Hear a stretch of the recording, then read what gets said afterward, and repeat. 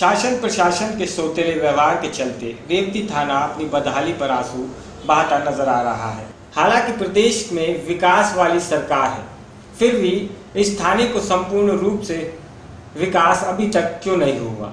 इस क्षेत्र के लोगों में यही प्रश्न उत्पन्न हो रहा है। बाहर से इस थाने को देखने से ऐसा प्रतीत होता है कि यह थाना मॉडर्न थाने जैसा है, लेकिन अंदर कुछ और ही स्थिति दिखाई दे रही है। इस थाने में थाना प्रभारी के साथ 4 एसआई, 1 हेड कांस्टेबल एवं 20 सिपाहियों तथा 10 9 नंबर पर तैनात अधिकारियों एवं कर्मचारियों वाला थाना परिवार आता है।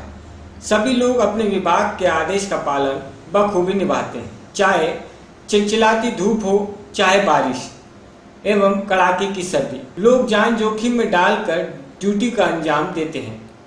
क्षेत्र के लोगों की हर समस्या का निदान करने में जुटे दिखाई देते रहते हैं, लेकिन इन थानों पर तैनात अधिकारियों एवं कर्मचारियों की समस्या का शासन एवं प्रशासन अनदेखी करता नजर आता है। चाहे थाना प्रभारी हो या छोटा कर्मचारी, किसी को भी सरकारी आवास नहीं मिला। थाना प्रभारी के सरकारी आवास पूर्ण रूप से मलबे में तब्दील हो चुका है। सरकारी आवास न रहने के वजह से किराए के मकान में रहते हैं। वही हालत एसआई की भी है।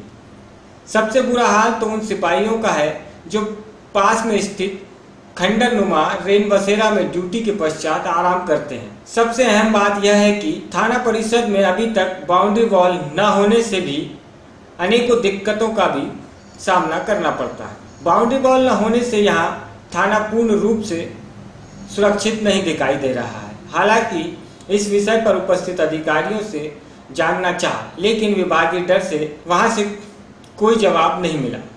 अब देखना यह है कि रेवती प्रशासन जो क्षेत्र के लोगों की समस्या को दूर करता है, उसकी समस्याओं को शासन व जिला प्रशासन कब दूर करता है, यह तो भविष्य के गर्भ में छुपा है। बलिया से सर्च स्टोरी के लिए मोमसाद अहमद की रिपोर्ट।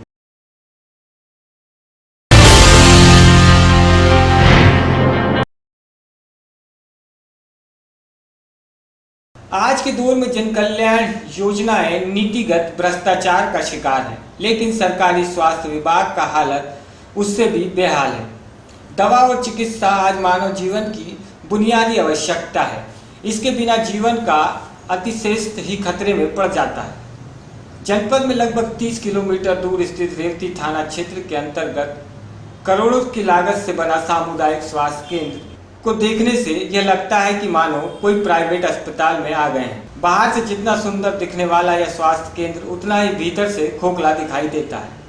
30 बेड वाला यह सामुदायिक स्वास्थ्य केंद्र अपने महतातों की लापरवाही पर आंसू बहाता नजर आ रहा है। इस सामुदायिक स्वास्थ्य केंद्र पर जो डॉक्टर एवं कई फार्मासिस्ट, वार्ड बॉय एवं सफाई कर्मचारियों से यहाँ अस्पताल सुसज्जित है, लेकिन ड्यूटी में कोताही करने की वजह से मरीजों को भयंकर दुर्दशा का शिकार होना पड़ता है। विभाग ने तो अपनी तरफ से हर चीज को इस अस्पताल को मुहैया करा दिया है, लेकिन इस अस्पताल पर तैनात डॉक्टर एवं कर्मियों की हुकूमत इस कदर हावी है कि जब उनकी मर्जी होती है तब ड्यूटी पर आते हैं, चाहे इस क्षेत्र के जनमानस को क्यों ना कठिनाई उठानी पड़े, लेकिन ड्यूटी अपनी मर्जी से ही करेंगे।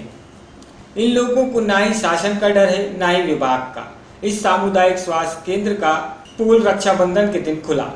इस दिन मरीज एवं सड़क दुर्घटना में घायल हुए मरीज से यह अस्पताल भरा हुआ था। चारों तरफ इस अस्पताल में सिर्फ मरीज ही दिखाई दे रहे थे, लेकिन एक भी डॉक्टर मौजूद नहीं था। मरीज जहां पीड़ा से व्यतीत थे, वहीं एक वार्ड बॉय को छोड़कर सभी अनुपस्थित नजर आ रहे थे।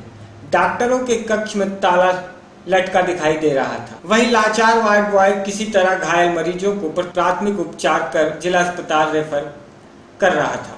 वैसे तो यह सामुदायिक स्वास्थ्य केंद्र 30 बेड वाला है, लेकिन वर्तमान में सिर्फ 3 बेड ही दिखाई दे रहे हैं। वहीं विभाग द्वारा इस अस्पताल को डीजी का भी व्यवस्थित कर चुका है, लेकिन यह शो पीस बनकर रह गया है।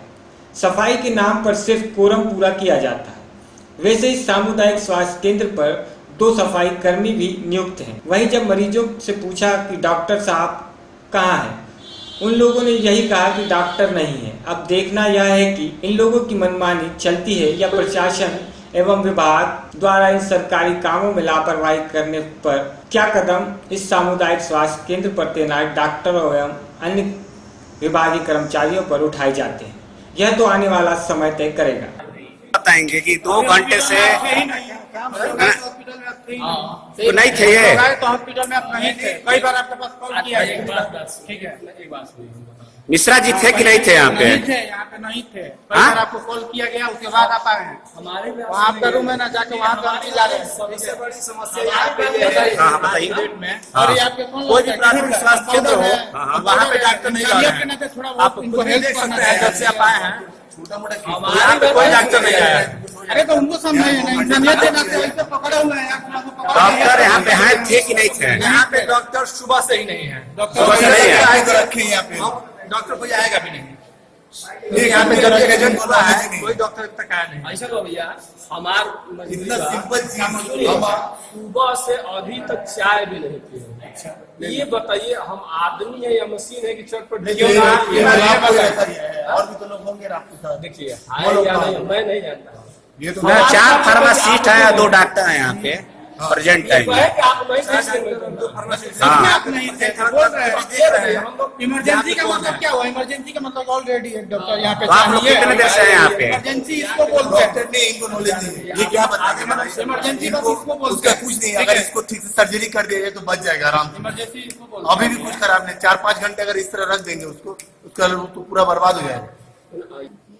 कोई भी बढ़िया एक डॉक्टर नहीं है, छोटे कर्मचारी है, वो कह रहे हैं छोटे कर्मचारी है, उनके बस का बात है ही नहीं, हैंडल नहीं कर पाएंगे। पेशेंट सही है, अगर पेशेंट को अगर यहीं पे अगर कुछ किया जा सकता, अगर सीनियर कोई बंदा होता तो उनको अच्छी तरह से बचाया जा सकता है, लेकिन अगर 2-4 घंटे इसी तरह रहा तो डेथ भी कर सकता है। इसका रिस्पॉन्सिबल कौन है?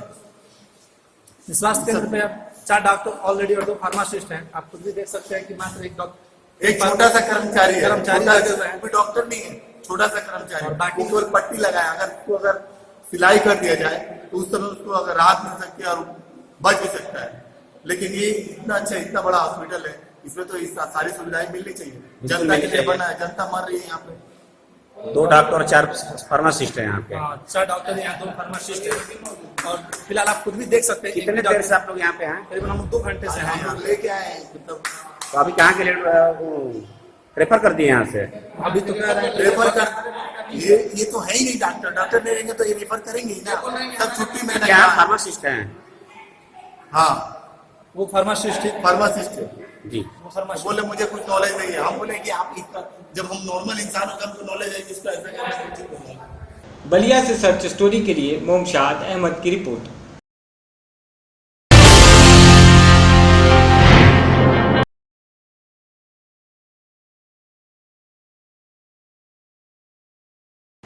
कुशीनगर जिले के अंदर राखी के त्योहार का एक अनोखी पहल देखने को मिली।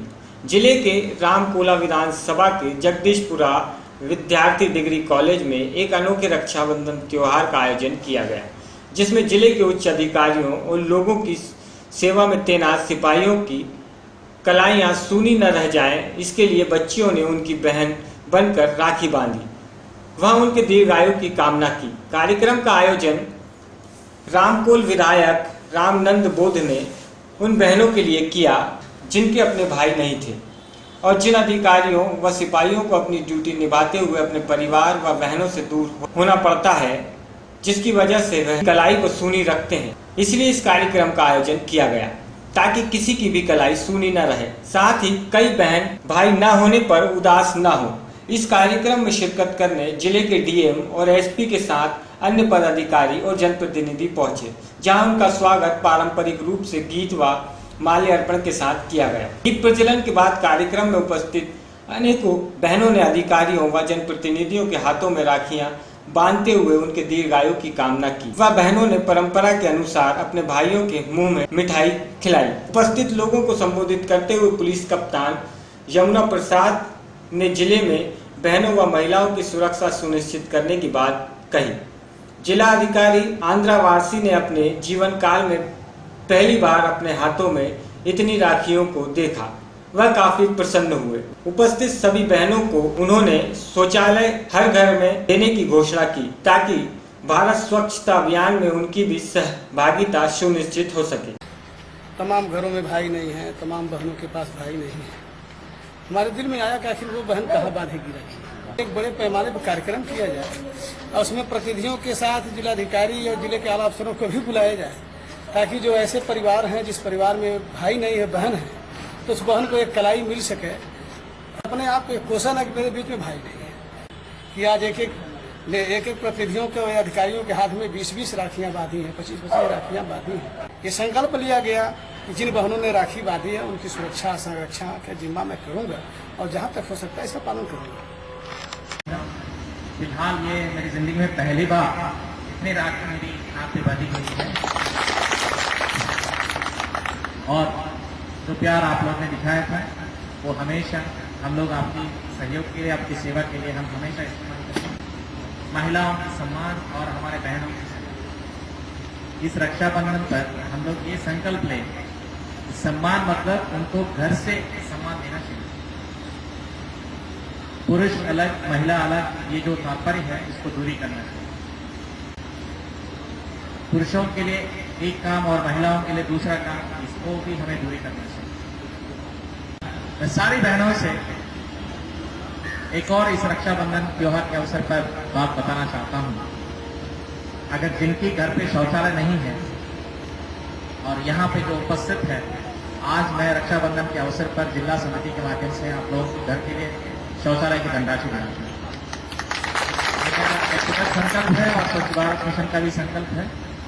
हमें वो उनका नाम दे दीजिए, कल शाम तक आपको चेक मिल जाएगा। कोशिश करेंगे आज शाम तक में आपको चेक मिल जाएगा। इसी क्रम में मैं ये भी आपको अवगत करा दूं कि आज हमारे सभी थाना क्षेत्र में थानों पर यह रक्षाबंधन का त्योहार आयोजित किया गया है। मैंने 2-4 दिन पहले जब मेरे यहाँ राखी आई से घर पे 2 दिन पहले, मुझे यह आभास हुआ कि वास्तव में हम लोग अपने परिवार, अपने लोगों से कितना दूर है।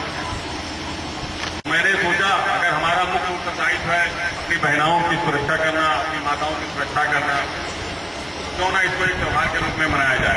निर्देशित किया सभी थानाध्यक्ष को, सभी सीओ, एडिशनल एसपी को कि ये रक्षाबंधन का त्योहार, इसका मुख्य उत्तरदायित्व माताओं बहनों की सुरक्षा है, जिसको हमने अपने कंधों पे ले रखा है, इसको उसी स्तर पे एक त्योहार के रूप में, एक सामाजिक प्रक्रिया के रूप में, एक उत्सव के रूप में मनाएं। सभी थाना स्तरों पे मनाएं। मैं खुद इस कड़ी में हमारे महिला थाना अध्यक्ष के साथ पहले थाने पे मौजूद था। वहाँ पे हमारे आसपास क्षेत्र की जो स्कूली छात्राएं हैं, बहनें हैं, और ब्रह्म कुमारी एक यहाँ पे संस्था है, उनकी बहनें जो हैं, वो सारे लोग, बहुत सारे लोग आई और उन्होंने हमारे कलाइयों पे रक्षा बांध कर रक्षा का वचन लिया। कुशीनगर से सर्च स्टोरी के लिए शैलेंद्र गुप्ता की रिपोर्ट।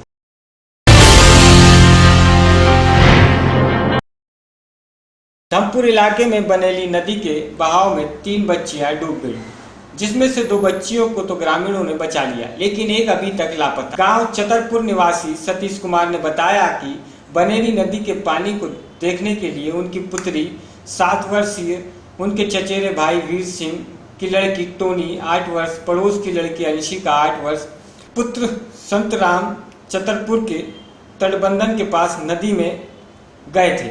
पानी को देखकर एकाएक तीनों बच्चियां पानी के बहाव में बह गई।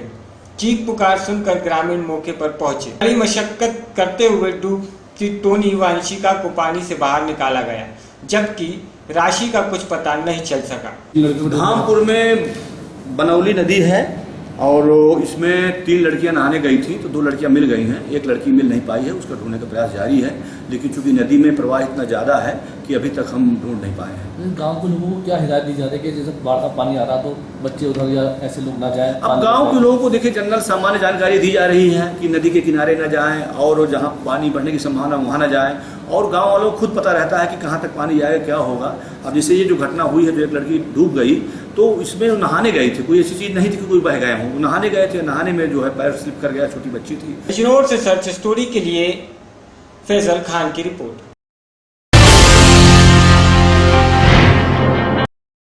अफजलगढ़ थाना क्षेत्र में ग्राम दल्लीवाला निवासी मोनू पुत्र तारा की सड़क हादसे में मौत हो गई। परिजनों ने शव सुआवाला बस स्टॉप पर रख भूतपुरी जसपुर मार्ग पर जाम लगा दिया।